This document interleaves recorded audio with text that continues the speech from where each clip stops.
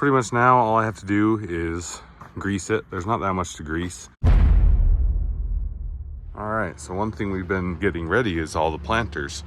But one thing we haven't got ready is the dammer diker. So first thing I got to do is I need to move this hitch from that bolt hole, take that bolt out, slide this over, put the bolt back in, because there's a shank that goes right in the middle and it would probably hit that hitch. So we got to slide that over. All right, I just took the nut off. Just pull that out, grab it, and it should slide over just like that. And then we just put the bolt back in. Now it doesn't look like it's gonna want to go in. Oh, there we go. We just had to move it just a little more. Put the bolt back in right there to keep that over there. And then we'll go hook up the dammer diker. I also noticed while looking at this that my tires are a little on the squishy side. So I'm gonna pump those up before I head out to the dammer diker, or I'm gonna end up having a problem. All right, I got them pumped up. They were pretty low. Pumped them up to 35 pounds. That should do it. I don't know why they were low. I'm gonna have to keep an eye on that and see if it starts to go low. If so, we'll have the tire company come out and check them. The other thing I need to do is I gotta flip these up so they're not in the way. It pulls these little pins out of the way. And sometimes you can hook it up with those out and it'll just kind of push them in and drop in and it'll just lock. But this tractor, I've had trouble with that. So I'm just gonna pull them out of the way and then I'll drop them in once I get back to it and get it hooked up. So I just don't want those to get in the way of everything. There is a little pin that goes through right here, and sometimes those will shear, and you don't want that to happen because then your implement will come flying off. So something that you do need to watch for. This one makes me a little nervous because it's not straight, but I'll just have to keep an eye on it. There it is. We'll see if I can get it to hook up. This thing, if it's not sitting perfectly level, it can be kind of hard to hook up, but we'll see how easy it is. Fingers crossed, it hooks up really easy. Okay, coming in nice and slow.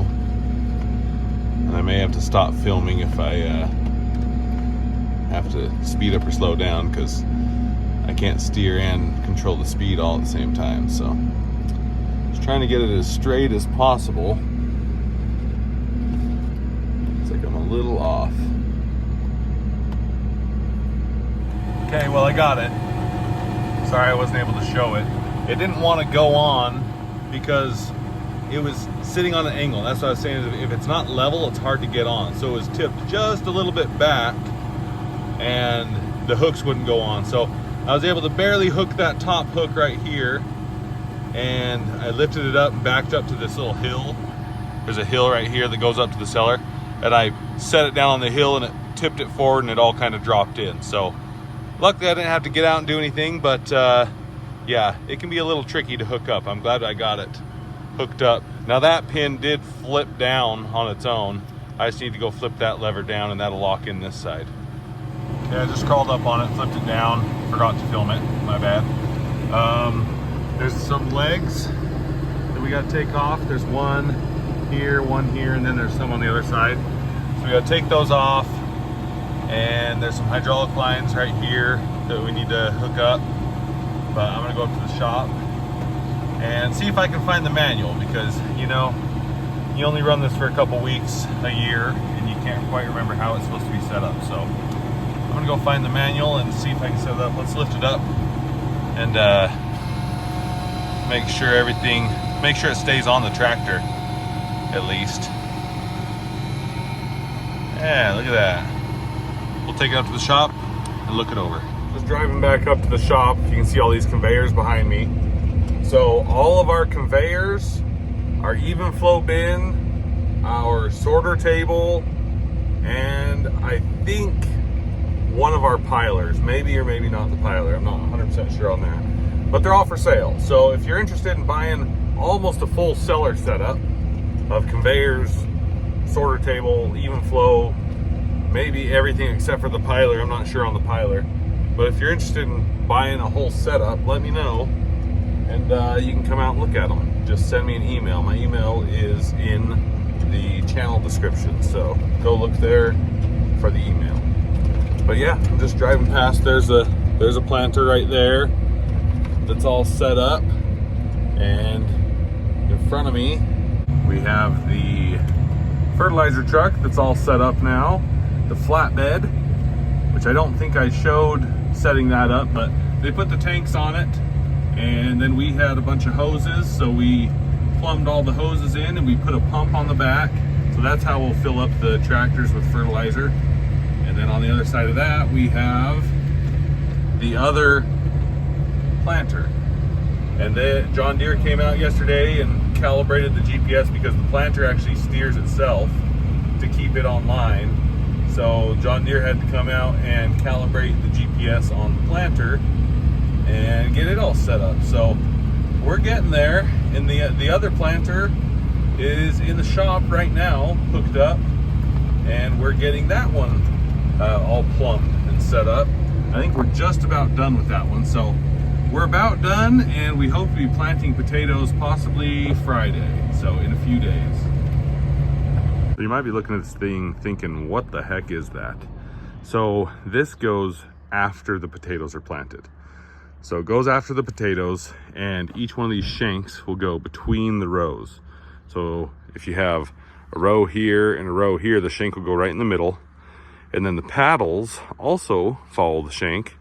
Essentially what we're trying to do is this shank goes through, helps break up the soil between, and then these wings will actually go below where the seed is planted to kind of break up the soil underneath the potato. And what that does is that helps it loosen up the soil so the potato can grow good roots into the soil. It's nice and loose, it can grow and give the potatoes room to grow the potatoes because they're under the soil too. Now the paddles, what the paddles do is they kind of make little, well, it'll make a hole and then it'll make a ridge on each side. So that's why we call it a dam or diker, because it makes dams and dikes. So it'll go in, it'll make those holes, and what those holes are for is so that's where when you water it, the water will sit there and it'll soak in really good right there. It also helps on hills. So we do have some hills, like there's some hills out here. We have quite a few hills over here. But on hills, it helps. So when you're watering, the water doesn't just run down the hill. It'll sit in those holes and water that potato plant versus just running down the hill. So that's what this thing is for. So we have to go behind all of the potatoes. So we'll be going, this is gonna have to do 1,200 acres because that's how many potatoes we're planting this year. So now we have this leg. There's one here, and there's two on the other side.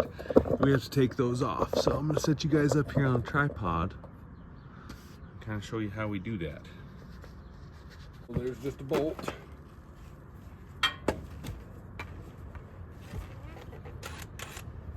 Make sure this is going the right direction. Now this you just take off.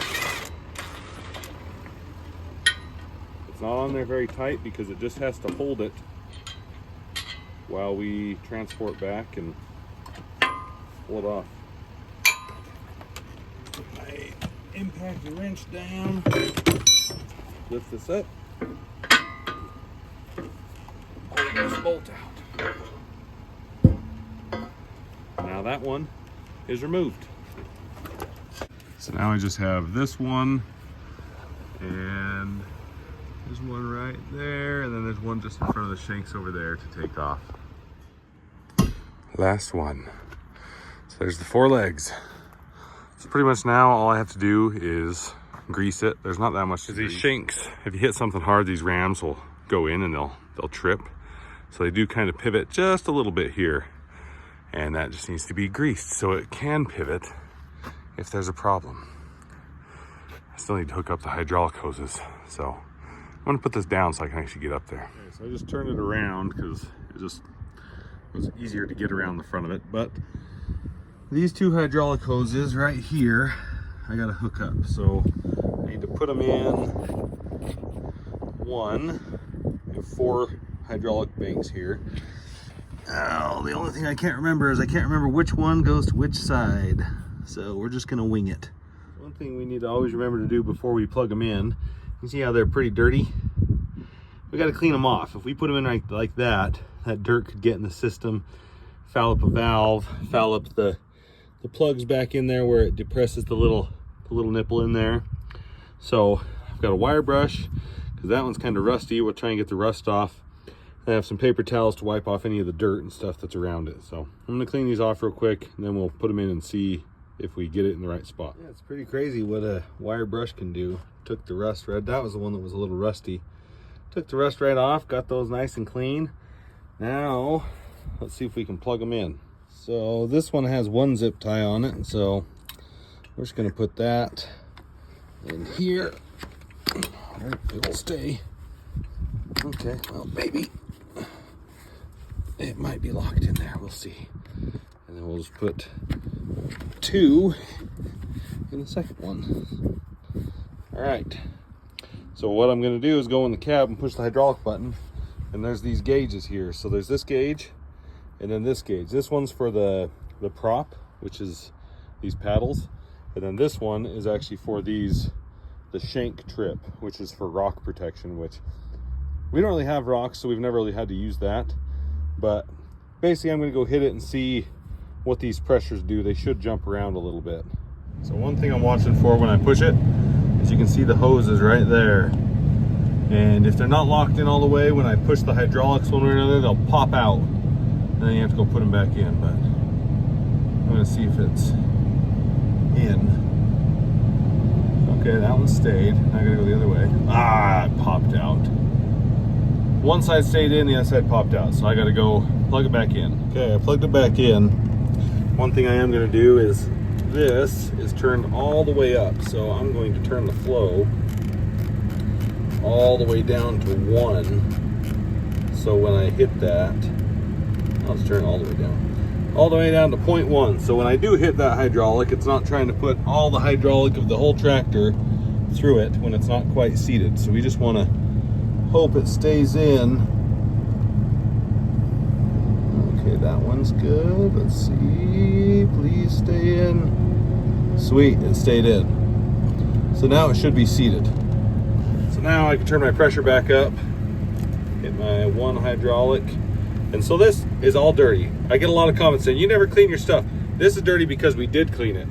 Because we don't have plugs in these holes. We cleaned the tractor off and it blew a little bit of water in here and just sprayed everything. So I'm gonna pull the tractor in the shop and we're gonna clean the floor and everything. Cause yeah, I'm about to be in this tractor for about a month, so. But we're gonna turn this hydraulic back up. Let's turn it all the way up. It says it's supposed to be at 100%. And now I'm just looking back at these gauges here to see. Okay, so I think I might have them. I think I might have the hoses backwards. Oh yeah. Yeah, I've got the hoses backwards. So I need to go swap the hoses because when I push this switch down, that's when it's just supposed to be pushed. That's supposed to push the rams out and pressurize it. But when I push it down, it sucks all the pressure out of those gauges. So I need to go switch them the other direction. Okay, so I just switched those hoses. So now let's see if I got this going the right direction. See if those gauges go up. Oh yeah, there we go. So they go up in pressure, so we're good. So this thing is now set up. I still need to grease it, and then it's ready to go. Okay, this thing is ready to go. I just finished greasing it. The only grease zerks on this there's 2 on each of these turnbuckles on each side. And then there's a grease zerk right there on the bottom of each one of these ripper shanks. And there are grease zerks back here, but I looked in the manual, and even though it has a grease zerk right there, those are non-serviceable bearings. So they were greased in the factory and you're just supposed to let them go. So this thing is good to go, ready to work up some ground. I'll be in this probably in a week, get going. So now I have to go down and help unplug a pump that's pumping manure water into one of our pivots. So that'll be fun. So what we have is we have a pump down here that's a booster pump that just helps pull the manure water from the dairy. They have a pump out there, and so when it's on, we have to run this one too to make sure we have enough pressure to actually pump it into the pivot line so it doesn't back flush. This is the pump I'm looking at. So right now you can see this nice green manure water oozing out. We have to pull this little cap off to make sure all these valves are closed as good as possible so we can take this apart, because we think there might be a bunch of sludge and stuff from the winter that just got hard in there. So I got some wire. I'm going to tie it to that cap because I don't want to be near it when I pull it off, because that whole pipe is full of manure water. Well, we got the plug off. Now we just have to back flush it. Okay, I just opened this up. This pipe goes to the pump over there that is running. So now it's flushing water back through, and it's actually spinning. So I know that it's not plugged because it's spinning.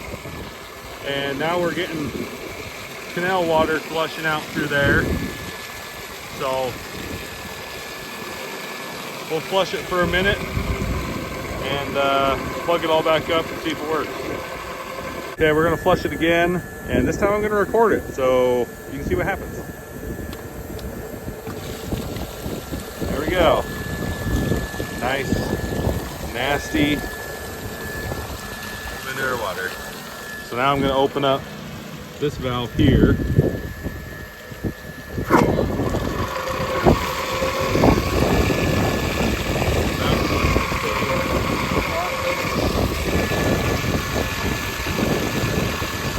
Okay, we just turned it back on. It is pumping. They're turning the pump on at the dairy here pretty quick. But the only way we'll know if it's actually pumping the manure water into these pivots is if those end guns down there on the end, if that turns green. That is the only way we'll know if it's getting that green manure water through it. So we have a storm coming through. We're back at the shop now, and the wind blew in. And now it's like a dust bowl around here. It's just so dusty. You can't really tell on camera. Yeah, on camera it looks like it's nice, but no, it's really stinking dusty because everybody's crops are planted, but they're not growing yet. So the dust is just kind of blowing off the top. So got a little dust bowl going. Okay, this is now done. We plumbed it so you can see the water level in these tanks. So we plumbed it, we flushed it, we made sure that the pump worked. And there's a little bit of water in the white tank back up behind him. So we have to pull it out. They're gonna come tomorrow and fill all the fertilizer tanks up so we're ready. And so we're gonna pull this out and dump all the water out. We have to dump all these tanks so they can just have fertilizer. This is one of the ones because it has this fan on the side and everything. It's kind of tight getting in and out of here. You've got a few inches on each side.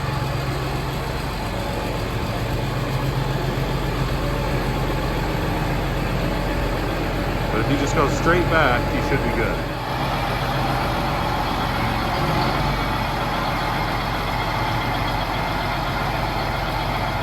So to drain this, just have to come under here, pop this valve off, take the cap off, and then I'm gonna put this cap right there. And I don't wanna get sprayed. Had a little bit of a fertilizer in it from the last people. Woo!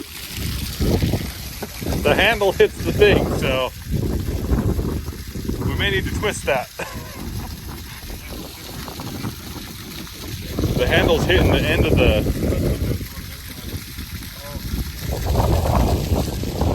supposed to shoot out if it's not hitting the handle. So drain this tank, other tank, drain that tank up on the top, and be ready to fill them all with fertilizer. Well, I was about to end this video and decided I'd come down in the cellar and show you guys the progress we've done on seed. So the pile's definitely moved up because the front of the cellar is just right here. And now the cutter is right here versus way in the back.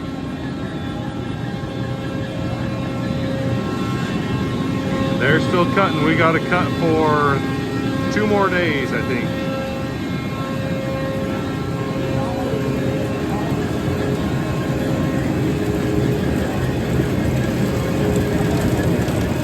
Seed's still coming across. Everything's still running good, which is nice because usually we have a bunch of issues.